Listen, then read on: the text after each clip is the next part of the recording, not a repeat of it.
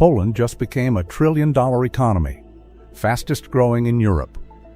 Unemployment at 2.9%. Warsaw now richer than Manchester. Every economist calling it a miracle. Every headline calling it a golden age. And they seem right. The numbers are real. The growth is real. The transformation from communist ruin to European powerhouse in 35 years, that actually happened. But there is something underneath this miracle that nobody is talking about. Poland doesn't own it. If you look at what's actually underneath this miracle, you'll find one of the most fascinating and uncomfortable economic stories in the world right now. Because something extraordinary Poland built is on foundations it doesn't control, with money it borrowed, for a future its own people don't seem to believe in. That's what we're here to talk about. Poland has 38 million people, yet only one company in the Fortune Global 500. Germany has 30. The UK has 18. Poland's household savings rate is 6%. Germany's is 21%. The EU average is 14.5%. Poland saves less than half the European average. Poland is the only country in Europe to have never experienced a single year of recession since 1992. Yet its people are having fewer children than almost any country in human history. Something is wrong with this picture, and it's not what you think. We'll come back to that, because what it reveals about Poland is more unsettling than any economic statistic. To understand what's wrong with Poland's story, you first have to understand how extraordinary it is. In 1990, Poland's GDP per capita was $1,700. For context, the UK, France, Germany, and Italy were all somewhere between $19,000 and $20,000 at the time. Portugal, one of Western Europe's poorer nations, was at $8,000. Poland was earning less than a tenth of its Western neighbors.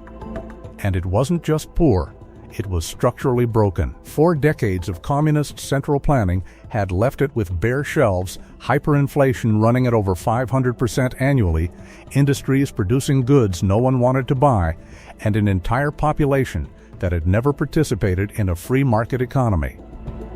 But then something happened that changed everything. Poland made a series of decisions, painful, deliberate, and in many cases politically costly, that set it on a trajectory unlike almost any other country in modern history. Shock therapy in 1990 ripped out price controls, slashed subsidies, and opened the economy overnight. It was brutal. But unlike Russia, which tried the same approach and handed the economy to a small group of oligarchs, Poland privatized slowly enough to prevent that capture. Then in 2004, Poland joined the European Union, and the growth that had already been impressive became something close to extraordinary. Between 1995 and 2024, Poland's GDP per capita grew 316%. For comparison, the Czech Republic grew 178% over the same period. Hungary 214%. Italy, a founding EU member, just 117%. Poland more than tripled its real living standards in less than 3 decades. It was the only EU country to keep growing through the 2008 financial crisis when every other European economy contracted. Today, Warsaw's GDP per capita stands at 67,000, second only to central London among all major European regions. Polish Prime Minister Donald Tusk stood up earlier this year and declared that Poland had entered the European economic elite. And by every conventional measure, he's right. But the question nobody is asking about this miracle is, who does it belong to? The single most revealing statistic about the Polish economy that you will not find in any of the celebration headlines. Poland has one company in the Fortune Global 500. The only company Poland has is PKN Orlen, a state-owned oil refiner. What makes this number genuinely startling is that this isn't a country that hasn't been trying to grow. Poland has been the fastest-growing major economy in Europe for most of the last 3 decades. The offices in Warsaw are occupied by engineers, developers, architects, and analysts working for some of the world's biggest companies. But those companies, Volkswagen, Google, JP Morgan, Samsung, they're not Polish. They chose Poland. They built in Poland. They hire in Poland, but they own the output. Poland provides the labor. Poland provides the talent. Poland provides the location and the infrastructure. But the value that labor creates, the real economic power, leaves the country. Economists call this the middle income trap, and it is the most dangerous point in any developing country's journey. The moment when you have become too expensive to compete on cheap labor alone, but haven't yet built the domestic companies to compete on innovation. Poland is standing exactly at that edge right now. 40% of Polish industries are foreign-owned. R&D spending sits at 1.56% of GDP, roughly half the Western European average of around 3%. 71% of corporate investment in Poland goes into tangible physical assets, land, buildings, equipment. Almost nothing into the intangible assets, the patents, the software, the research that define whether a country becomes a global economic player or remains a very well-run production facility for other people's ideas. But here's what makes the ownership problem even more concrete. Do you know what Poland's second biggest company by revenue is? It's not a Polish company. It's Jeronimo Martins, a Portuguese corporation that owns the Biedronka supermarket chain. Poland's second largest company by revenue operates in Poland, employs Polish workers, and sells to Polish consumers. But it's headquartered in Lisbon. The profits go to Portugal. Now you might say, so what? Foreign investment creates jobs, it builds skills, it raises wages. All of that is true. But for a country to escape the middle income trap, it needs domestic savings to fund domestic investment. It needs its own people to build its own companies using its own capital. And Poland's savings rate tells you something troubling. Polish households save 6% of their income. The EU average is 14.5%. Germany's rate is 21%. Poland's savings rate is less than a third of Germany's and less than half the European average. Which means the capital needed to build the next generation of genuinely Polish global companies, the capital that South Korea used to build Samsung and Hyundai, that Germany used to build Mercedes and Siemens, that the United States used to build Apple and Microsoft. That capital is not being formed in Poland, it's being spent. And this matters enormously, because the EU structural funds that built Poland's roads and railways and metro lines and universities, those funds are not permanent. They have a deadline. And that deadline is approaching faster than the headlines suggest. Let's talk about what's actually driving Poland's impressive growth numbers right now, because when you open up the engine and look inside, the picture is more complicated than the 3.6% headline suggests. In 2024, Poland's growth was driven almost entirely by government spending and domestic consumption. Poland sells more to the world than it buys, but in 2024, that gap was shrinking. And in GDP accounting, a shrinking trade surplus is the same as a drag on growth, and this is forecast to continue. Trade is set to contribute negatively to growth across the entire forecast horizon through 2027, which means Poland is growing, but it's growing by spending more than it earns from the world. Now add to that the fiscal picture. Poland's government deficit in 2024 was 6.5% of GDP. In 2025, it rose to 6.8%. The EU's deficit limit is 3%. Poland is running more than twice that. In July 2024, the European Union formally placed Poland under its excessive deficit procedure. Poland's own President Naraki put it bluntly when signing the 2026 budget, every third zloty spent comes from debt. And where is that borrowed money going? Defense spending is a major driver. But so are social programs, public sector wage increases, and the enormous investment being fueled by EU recovery funds. After the 2023 election brought Donald Tusk's government to power, the EU unfroze approximately $60 billion in recovery and resilience facility funds that had been blocked over rule of law disputes under the previous government. On top of that, Poland is the single largest recipient of EU cohesion funds for the 2021-2027 cycle, $76.5 billion. This is an extraordinary financial injection. ING economists estimated the net inflow of EU funds to Poland reached approximately 2.7% of GDP in 2024 alone. Think about what that means. Poland's growth rate last year was 3% to 3.6%. EU fund inflows alone contributed the equivalent of 2.7% of GDP. Strip that out and ask yourself, what does organic Polish economic growth actually look like? The European Commission's own forecast that Poland's growth will slow from 3.5% in 2026 to 2.8% in 2027 should concern anyone who believes Poland's story is simply a matter of good decisions and hard work paying off. Why? Because the Recovery and Resilience Facility ends. Meanwhile, Poland's debt-to-GDP ratio is forecast to rise from 55.1% in 2024 to 69.2% by 2027. And if current fiscal policy continues beyond that, the European Commission's Debt Sustainability Monitor projects Polish public debt could exceed 100% of GDP as early as 2036.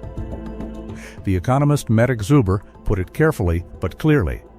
Poland is not in danger of a Greek scenario, but we are reaching the ceiling. None of this means the miracle is fake.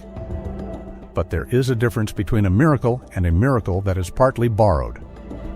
Poland has been the most effective country in EU history at absorbing external transfers and converting them into genuine development. That is a real achievement. It deserves genuine credit, but the transfers are slowing down.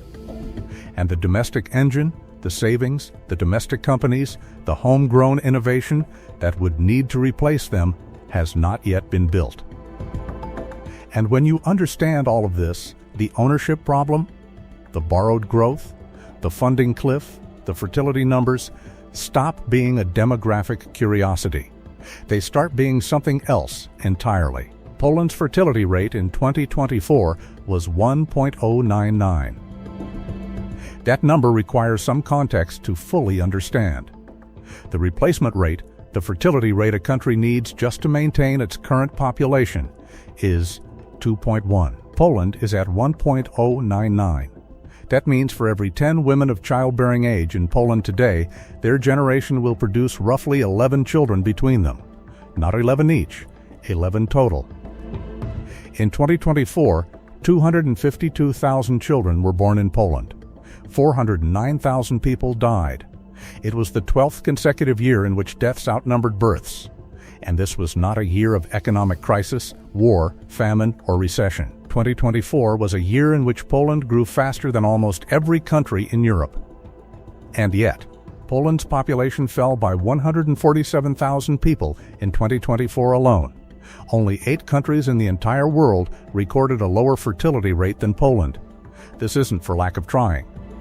The previous Polish government introduced the 500-plus program in 2016, later raised to 800-plus, direct monthly cash payments for every child. Births briefly rose. Then the downward trend resumed. In 2020, government formally admitted that the policy had failed to achieve its demographic goal. The current government maintained those payments and added new ones. It restored state funding for IV treatment. It introduced policies to make it easier for parents to return to work. The fertility rate kept falling. A University of Warsaw study asked young Poles directly why they weren't having children. Members of Generation Z cited poor housing conditions, unstable work, and financial pressure as the primary reasons. But here's the line from that study that stops you cold. More than half of Gen Z respondents said that nothing would convince them to have a child. Not housing policy, not cash payments, not better child care, nothing. Poland's own statistics agency, GUS, concluded its 2025 demographic report. No significant changes guaranteeing stable demographic development should be expected in the near future. Now, this data raises a question that no economic model can answer. Poland is growing faster, and by every conventional measure of prosperity, life in Poland is better than it has ever been. And yet the young people living inside that prosperity, the generation that inherited the miracle, more than half of them have decided that they don't want to bring a child into it. You can argue about the causes. Housing costs in Warsaw have risen sharply. The abortion law tightened in 2021 has created deep uncertainty for women. The post-communist anxiety about economic stability, the war in Ukraine, 500 kilometers to the east, creates a background hum of geopolitical dread that doesn't show up in GDP figures. But no single explanation is sufficient. And that's precisely what makes this so important.